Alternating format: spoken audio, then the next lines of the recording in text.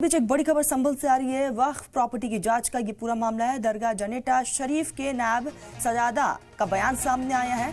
वक्फ property की जांच पर उन्होंने सवाल उठाए हैं। लोगों के सामने पूछताछ पर जताया ऐतराज। जाति इमलाक के दस्तावेज मांगने पर ऐतराज जाहिर किया है।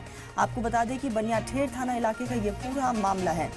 तो वक्फ प्रॉपर्टी की जांच का पूरा मामला, दरगाह जनेटा शरीफ के नायब सजादा का बयान सामने आया है। वक्फ प्रॉपर्टी की जांच पर उन्होंने सवालिया निशान खड़े कर दिए हैं। लोगों के सामने पूछताछ पर उन्होंने नाराजगी जाहिर की है।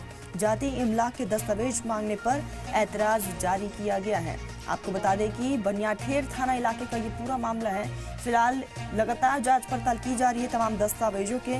तो वक्फ प्रॉपर्टी की जांच का ये पूरा मामला उत्तर प्रदेश के संभल से ये खबर है, जहां दरगाह जनेटा शरीफ के नायब का बयान सामने आया, जिसमें उन्होंने जिक्र किया कि वक्फ प्रॉपर्टी की जांच पर उन्होंने सवाल भी उठाए। साथ ही साथ कहा कि लोगों के सामने पूछताछ करना ठीक नहीं।